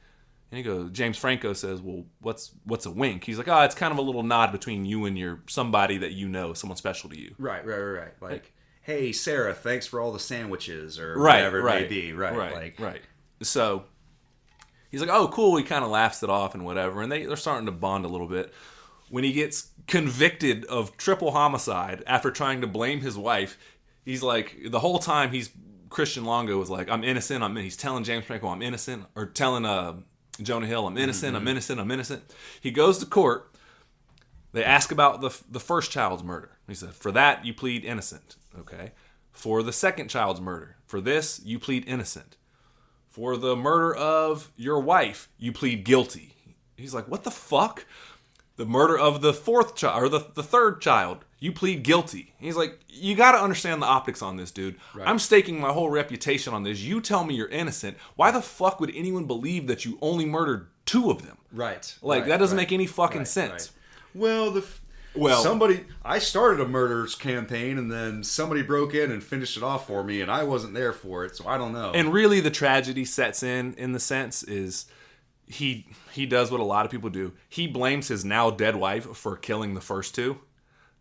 And then he says, "I snapped." And then when I saw that the little girl, and he, not to get graphic, but he ends up killing them. So he tries to blame it on his fucking wife and then say, "Oh, well, I was out of my mind and then I had started to kill her. She came back alive, so I finished the job." And then he fucking stuffs him in a suitcase and dumps him in the river. Like, fucked up stuff. Right. Got enough logic to follow through on the, covering up of the crime. Yeah, exactly. Like, that black rage I felt. Yeah, so it's all bullshit. And so Jonah Hill loses his shit. So when he finally gets convicted of murder, I brought all that up to say, there's a scene, and this is my favorite scene in the whole movie, is the judge pretty much says, "It is a fucking abomination, not only what you did, but the fact that you had tried to fucking continue your tyranny on the memory of your dead wife by trying to pin her with these crimes. How dare you? You are the worst fucking human being on the planet. Like, I hope that I'm going to throw the book at you. Sure. Like, you are sentenced to death, dude. Like, we will figure that shit out. You are guilty on all charges." And when he does that, Jonah Hill's jaw drops. And James Franco, the best scene in the movie, he turns to him and gives him what? Just a little wink of like a little nod between friends. And he's like, "You motherfucker." Goes in the bathroom, vomits his guts out. It's such a great scene. That's like Primal Fear with Ed Norton and Richard Gere, where he's like, "Well, prosecutor, I didn't make up Alex. I made up whatever his name, Steve is." Yeah. Like, it's a good pull. Gives him a slow clap, like, "Way to go, prosecutor." Yeah, he finally breaks. That's fucked up. Yeah, that's fucked up. Yeah, and so he basically just winks off, and he's like, "You knew it."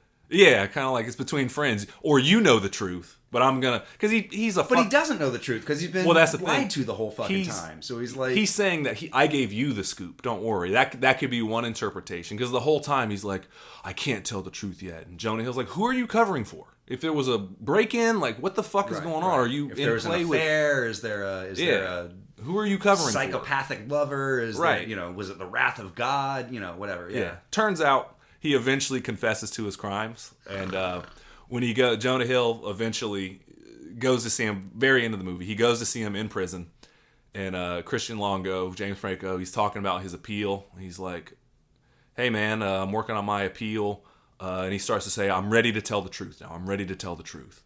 And Jonah Hill's like, all right, cool. What is it? And James Franco lays out this story, and Jonah Hill's like, well, that kind of falls apart here. I mean, the only logical thing is it could be a break-in, and then this, and this. And James Franco, Christian Lungo's like, yeah, man, I don't know. I don't remember. And Jonah Hill just snaps and punches the glass between them. And he's like, no, that can't be it because it's all fucking bullshit. You murdered your fucking family, you piece of shit. Like, fuck you. And Just calls him out, basically. Yeah, no, he's like, I made the whole thing up. Yeah, no, it can't be because it's bullshit. You murdered your family, you sick fuck. And he goes, by the way, the appeal judge called me, and I let him know, look out for all the bullshit. Look out for the temporary insanity. Look out for intruders. Look out for this, like just self-defense, all of it. He's like, it's all bullshit. That's fucked. And ultimately, he says, Christian Longo looks at him and he's like, how's the book coming? And he's like, sales are good. And he's like, by the way, kind of says, you're welcome. I could have picked anyone else, but I chose you. And so kind of like, you're welcome. And motherfucker, you used my name. You called me into this. And so he's like, you're welcome. I gave you the scoop. He's like, and the sad part is you need me more than I need you. Because he had mentioned something about, like, if I walk away, no one gives a fuck about you. You're just that dude who murders his family. And he's like, no. Anytime I call you, you come running. Right. And he's like, oh, shit, yeah, I do.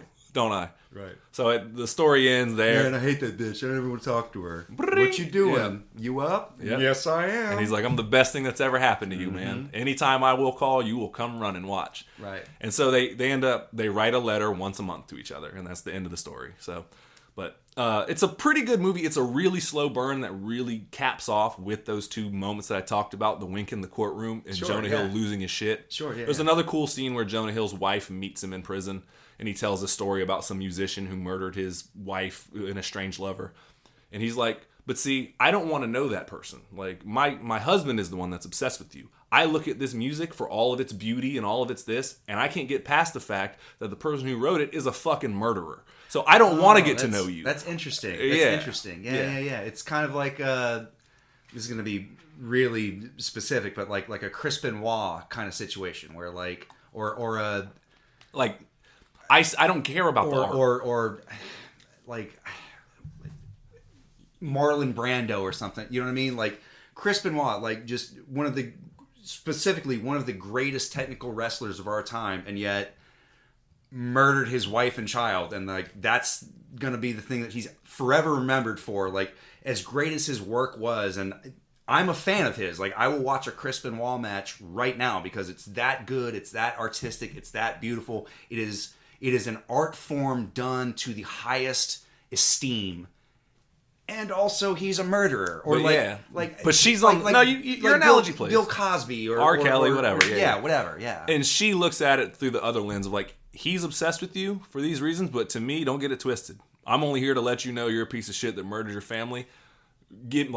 My husband will be back to me soon enough, but like, kind of fuck you, dude. Right. So very powerful. So the movie really, it's kind of slow. I'm not gonna lie to you. It's kind of a bit of a real slow burn. A little bit, but how long is it? It's really not that long. It's just not a lot. I pretty much just wrapped up the whole story for you. Okay. It's just drawn out over 2 hours, but it's those points in the movie are like, oh shit, like I can't get enough of those scenes. Like, so it's a lot of blase, a lot of bullshit, like just a high, or not even blase, but like a lot of build is how I like to put it. It's a lot of characterization. It's a lot of like intricate getting to know the characters and sort of their motivations and thoughts, and then you pay it off with a huge scene. You're like, I'm only watching this movie whether you know or not it's true. I mean, if you've read the news, you would know that it's true, or if you know what it's based off of, you know that Christian Longo murdered his family. But if you're watching it to be like, oh, this guy's so interesting, he's so charismatic, and then you like look back when his wife says all that, and you're like, oh no, this dude's a fucking murderer. Right. Like, right. don't see through the veil. Right. Yeah, and yeah. so he does a really strong performance. Both James Franco and Jonah Hill really give a strong performance. So I actually would recommend it. Slow burn, not for those. Obviously, it's very serious subject material. Mm-hmm. But I've watched that movie a long time ago on HBO Max. I was like, what the fuck is this? It's called True Story. I get why it's titled that, because that's the still writer, a horrible movie title. Yeah, I was gonna say the writer needs a true story to redeem his name. So I get it. It's a fucking terrible title for a movie. You can say True Story, the Christian Longo story, but then it sounds like a documentary. You know, True, but the true story of Christian Longo, something like you can tie that in, but whatever. I would faith in edit or truth in editing or the writing redemption, whatever. Yeah, right. Whatever. So tough name for a movie, True Story. Call it Highlander. Yeah, there you go. You'll sell some tickets then. But I do recommend it. I will give it. Man, I almost went really dark there. Go ahead. No. Speak on it, son. I will give it. I give it 4 buried bodies. Well, I'll give it 1 mangled teddy bear. Is what I'll give it. Oh. Yeah. So. Oh. Yeah. Hey, look, you said go there. Don't. Oh, me now. Fuck you. No, fuck you. Fuck you. Go there. Fuck you. Anyways, the other thing I watched, I got to go on. Not only did I see the play of it, but then I turned around and watched the film. Oh. I watched Rent. Oh. Yeah, I actually dug it, man. I saw the theater production, the local theater here in Tallahassee. Nice. Okay. They put it on, and we went to opening night, and I dug it. I had never seen it before. Never really knew the songs except for 526 minutes, 600 seconds. That's how long this play goes on. Yeah, it does feel a little long.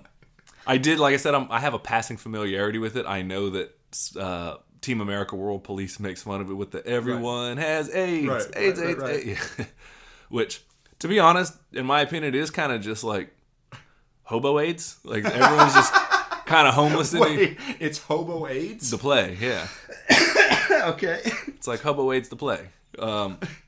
And again, I'm not making fun of anyone with fucking HIV or AIDS. Let's just get that shit out the way. Don't at me, bro. No, it's just the premise. The premise of the fucking thing is these people have to pay their rent, and then the first song. It's, how do we find the most tragic thing we can that's specifically to New York? Oh, the rent hike is going up, and also the AIDS pandemic is happening, and also, what if we threw in a struggling artist, and also like up and coming, maybe a rape scene? I don't think there's a rape scene in it. Oh, maybe I'm thinking. Oh, I'm thinking of Fame. Oh yeah, no, definitely. Sorry. Very different movie. Yeah. But yeah, no, I actually dug it though, man. The only thing I'll say, and I don't want to be too critical. Again, I knew nothing of it. When I saw the play, one of the main characters, his name is Roger, and he's supposed to be this like tortured soul, like brooding artist, struggling artist who's like misunderstood. And the performer, again, I'm not trying to take shots here. He just came across as very like toi and like very like the darkness of my soul. Just constantly flipping his bangs over his hair, and he just and like having his head down, his hoodie up. Like, I just been listening to My Chemical Romance on repeat for the past like 6 months. It just came across as just like I just would rather sit in this fucking place squat in this fucking building for free with dingy room with no lights and just write my songs and struggle it out. Yeah, and he just came across as a little bit unlikable. Right. I mean, he performed all the songs and everything. I'm really not trying to take a shot here. And so when I watched the play, that was my one criticism. Like I didn't give a fuck about him. I was like, I don't want you to. Just very unlikable. Yeah, it just came across as unlikable. Of like, I don't care. The darkness of my soul prevents me from making any real connections. And it's like, all right, man. Like, well then, fuck you then. Have fun having AIDS in the fucking cold in the place where you're the one that decided you're not going to pay rent. Like, how about you go get a fucking job? Oh man, it's so difficult being a struggling artist in New York City in the 1980s. You know what'll make my life even harder? AIDS. Right. Also, being homeless. Yeah, exactly. Like, hey, you know what'll solve 90% of your problems right now? A job at McDonald's. Yeah. And not to push corporatism, but like also like you have a liberal arts degree, bro. Right. Like, what are you expecting? Right. Like, and I say that as someone with a liberal arts degree. I had to learn a viable trade. Like, yeah. I went to college for 6 years and I learned nothing. Pretty much. Sorry, dude. Go do something. Like, I mean, pretty much. I was actually on the side of the landlord. I understand he's supposed to be their friend, the landlord in the play, and he kind of dicks him over and is like, "Oh, you said we had an agreement that you weren't going to charge us." And then he's like, "Hey, well, we're going to industrialize this." And then he like offers to give it to him for free. It's like just... Yeah, isn't there a point where he's like... He wants to... Because there's some protest going on that's going to protest... or Maureen, the character, is going to do some performances protesting... them trying to rent hike or the rent hike and kicking people out of their homeless villages and shit like that. And so he's trying to prevent that. So he tries whatever. But I'm kind of on the side of the dude. He's a little bit of a dick, but it's like y'all should maybe figure out a better place to live. I mean, the first song ends with "We're not gonna pay this year's rent, next year's rent, any more rent," and it's like, you're not gonna also be living here. Like, I'm not. How am I supposed to sympathize or empathize with you? Right. Like, and then you just rather sit up there like, oh, it was supposed to be a studio for struggling artists. Well, okay, I've let you have it. You're a struggling musician who can't write a fucking song. Right. Has no money coming in. Yeah. So what are we doing? Right. What's the plan here? It doesn't look like I've fallen off this plan. I still want to turn it into a studio, but just an active one where I can make money off of it. Where like people are actually paying rent and stuff. Yeah. And this sounds so fucking... I know. I'm so against landlords and like rent hikes. Like rent right now is so extreme and so... No, look, I'm not... Like I understand. Like I understand that as a landlord, you have a right to make money. You don't have a right to make an exorbitant amount of money, price gouge, or to like bend people over the barrel because housing is a basic need that everyone should be able to afford. But also, like, I've also had to deal with dickhead roommates who don't pay rent and trash your shit, and you're like, yo, dude, like, I just want you out. Like, yeah. I'm, like, not for nothing. Like, I appreciate your struggle, but, you know, also, I'm paying your rent, and your dog is shitting in my house right now, and we're not supposed to have dogs, so can you please just, like, find somewhere else to live? Six weeks later, they're like, yeah, I'm kind of looking. I'm like, I need you to really look. Yeah, I need you out. I need you, like, 6 weeks ago. Right. So, again, I'm being unempathetic, but... that's just kind of what it was. I was like, I'm a little bit on the side of the landlord. A little bit. What I think you're saying is that we here at What's Been Watching Studios are very pro-capitalist. In the play, yes. In the play, yes. Yeah. No, but so anyway, so I watched I feel like I'm really not trying to shit on the local performance. No. I enjoyed every fucking second of it. Shout out to all the performers. It was just my one critique. It just came across a certain way. It's opening night. It's whatever. You did a task I could never do, so big shout out to you, not shitting on anybody. Well, but also I think inherently there is a problem with the play itself in terms of just like, I don't know, like you and I were kind of talking about it like, hey, you know what I was doing? You know what I would do if I was a struggling artist that like found out I recently had AIDS and didn't have money coming in and like my landlord was trying to cut me a deal? And I wanted to protest. I might just, I don't know, I'd probably just shut the fuck up. Shut the fuck up? That's what I'd do. Just like, hey, it's hard living in New York. You know what's even harder living in New York? With AIDS on the street. Yeah. So like...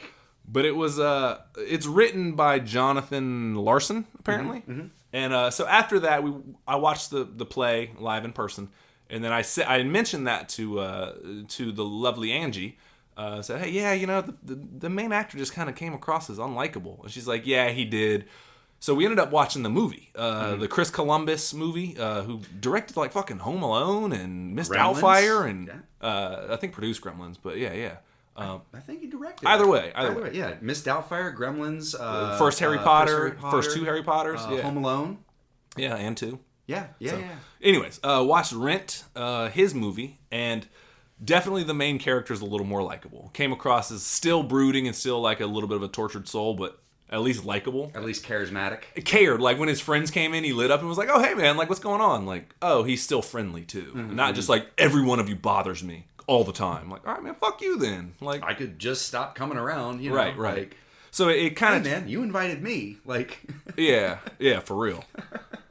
So it kind of changed my perspective of it a little bit. But I still dug it, man. And it had the incomparable Rosario Dawson, one of our former underrated performers of the week.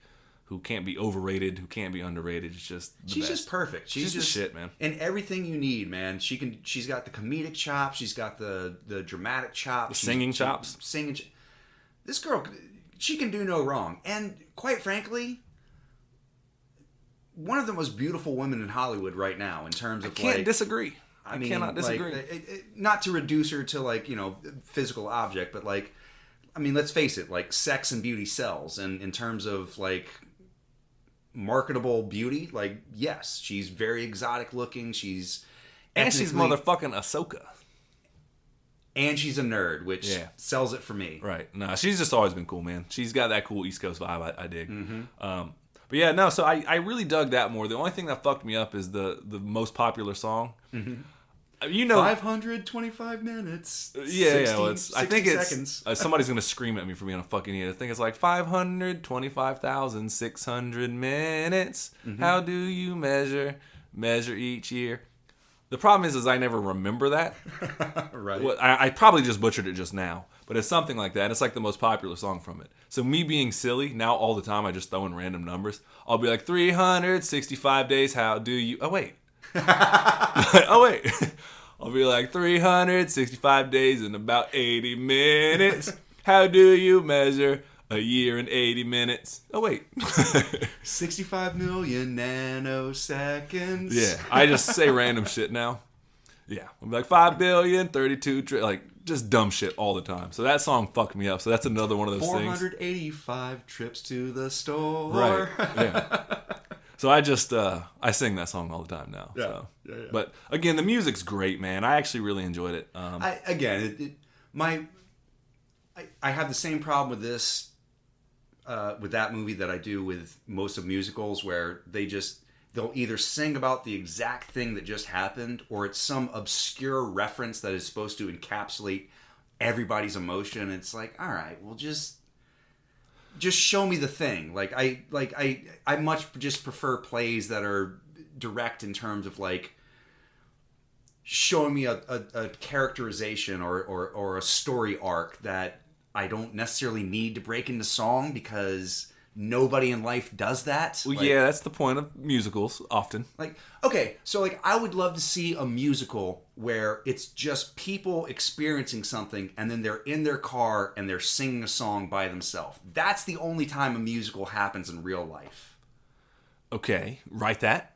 I won't. I'll produce the movie. Yeah, I'll produce the music for you. Hey, if you can get Rosario Dawson attached, right. I will write that. Yeah, we'll see what we can do. You give me James Corden, Rosario Dawson, I'm not a James Corden fan. I'll just leave it at that. Let's bring in Hugh Jackman. I can bring in Hugh Jackman. Yeah, you can. We're friends. Here, what you been watching with Hugh Jackman? Hugh, listen to me. We know you're listening. Hey, Hugh Jacks, listen to me. Come on in. Yeah, I know, right? You got to shoot your shot, man. But no, there's only one other song that was just kind of like a little bit pointless. Is like the Bob. I'm gonna fucking butcher it. La vivo am dun dun dun dun dun dun la vivo am. Right, yeah. And it's just, it really is just Ball of Confusion by the Temptations, where they just like with Latino flair. Yeah, but they're just saying like you're the problems of the world. They're like this and that and this and that and transvestites da da da, which isn't necessarily a problem in the world, but that's one of the lyrics they talk about. They're like, this and that and this and that and da da da da da, and then somebody else jumps in and they're like, "Hi, Rent and Bill didn't start the fire. It was always burning since the world's been turning." Exactly, one of those. Which Ball of Confusion is the pinnacle of doing that. Right, that's like if you're gonna do it, that's the mark. So, but I dug it, man. The whole final act with Rosario Dawson. They're all like heroin addicts and ex-heroin addicts too. Well, not all of them, a lot of them. Right. Prostitutes, it's pimps whatever, and homeless and struggling artists being like, "We're not gonna pay the rent." Yeah, so but the whole final act of Rosario Dawson like dying in the power of love, like it was kind of like, all right, like you kind of both were never that believable as a couple, anyways. But just to be honest, and I'm not knocking the performances. It's just the story itself. It's like you both weren't that believable. You both were kind of at each other's throats a lot. He pushed you away, and then you found out that I have the same disease as you do. Right. And so it was like, oh, we're cool now. Like, wait, what? Like, thank God the power of love was able to cure AIDS. Oh wait, shit. Yeah, exactly. So, turns out we're still fucked. Never mind. Yeah, because it's the middle of the 80s and Reagan is taking over, and we're just gonna have to fucking hold on until the mid 90s. Yep, pretty much. Unfortunately. So again, man, don't come at us. Sorry, that got too real. No. Don't come at us with the we're making fun of people with HIV. No. It ain't like that. We're talking about the premise of the movie. So Yeah, chill out before you get all mad. It's my sympathies. I know somebody today that has it, and he's doing very well. So I'm glad times have changed, and it's not the death sentence it used to be, and I mean that truly. So for sure. So yeah. But other than that, though, man, I dug it, man. I'm starting to kind of get into watching some plays here in town. Cool, so man, yeah. it might be a new segment on the show coming up. I would love to go see one with you. Come on, man. You've been going to some plays recently, and I would love to maybe we can go see some like Shakespeare in the Park or I'm with it, bro. Or some slam poetry somewhere. Hey, man, I'm with it. Other than that, just been watching, and I won't talk about it too much, but football season started back up, man. So, nice. Seminoles off to a great start. Eagles are 1-0. A squeaky barely got by, hang on to win. So that's kind of what I've been up to, man, in terms of the viewership. So football and plays. Football, play, I know, two opposite ends of the spectrum for sure. I was going to say, that seems kind of gay, but also kind of not. Yeah, I mean, whatever. If it is cool, I'm with it. So, either way, you like tight ends. Hey, that's a good one to go out on. Oh, man. Well, I got nothing else, though, man. Yeah, I'm good, man. That kind of covers everything I got. Well, so that's it, my brother. Well, then... we have some outro music. You want to talk about that? Speaking of Florida State Seminoles, we got some Seminoles-inspired theme music, outro music to take us out from... Who else? This motherfucker, I'm telling you... Wait a minute. So you're talking about Mr. A1 himself? Mr. A1 Prime himself, yes, sir. Uh-huh. The man is a quadruple threat. He sings, he raps, he dances, he does beats. He actually kind of pisses me off because he's one of those dudes that's good at everything. Like, right? Like, fuck you, dude. A little bit. He could never have ridden a skateboard, and then by the end of the day, I'll like barely get it. And he's like, oh, I did a flip off that one thing. I'm like, man, fuck you. Like, we'll play a video game. I totally just pulled a 900. No big deal. Like, we were playing video games one time, and it was a game I didn't have a huge head start on him, but I was playing for like a week, and he caught up, and we're throwing sticks or whatever. By the end of the night, I'm like really trying to roll this cat, and he's like beating the shit out of me. And I'm like, man, fuck. I'm like, don't you hate it? Yeah, he's just so. I say all that. Some Seminoles football inspired music from the fucking multi-talented Mr. A1 is going to be our intro music or outro music. With that being said, in the meantime, in between times, go watch a movie. And as always, talk about it with some family. Right. MD3 signing out. Marvelous Mike D. Outro.